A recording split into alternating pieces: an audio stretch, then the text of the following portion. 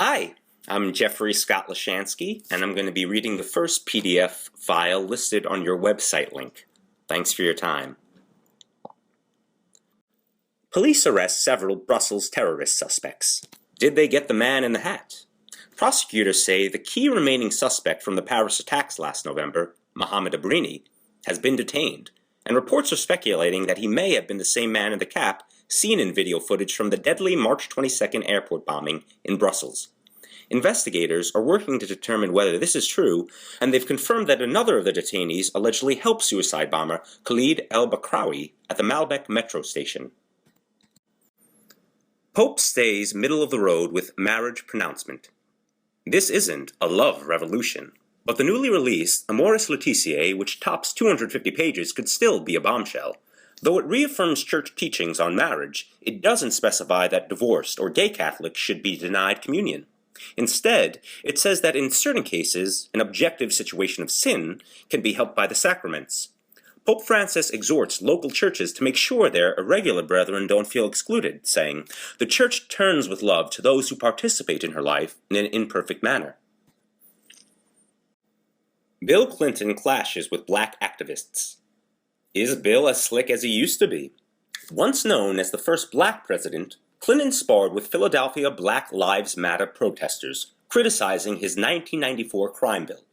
He also defended his wife's 1996 use of the word superpredators, something she's apologized for, and scolded hecklers for defending the people who killed the lives you say matter.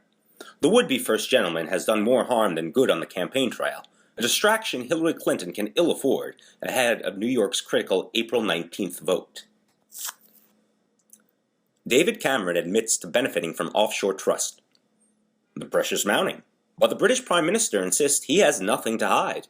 His late father's offshore trust was exposed by the Panama Papers earlier this week, but Cameron says he sold all of his shares before assuming office in 2010.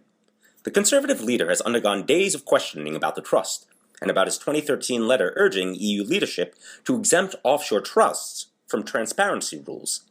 Some opposition leaders are calling for his resignation, and allegations could weaken Cameron as he fights against a potential Brexit. Argentine president under pressure over utility prices. He took power. Now he's charging for it. Argentinians have grown accustomed to some of the world's cheapest utility rates. But no more.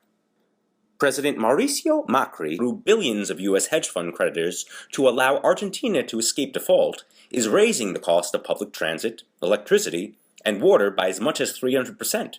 Macri, who's under investigation for revelations from the infamous Panama Papers, will also oversee Argentina's first global bond offering in 15 years, expected to bring in over $12 billion next week.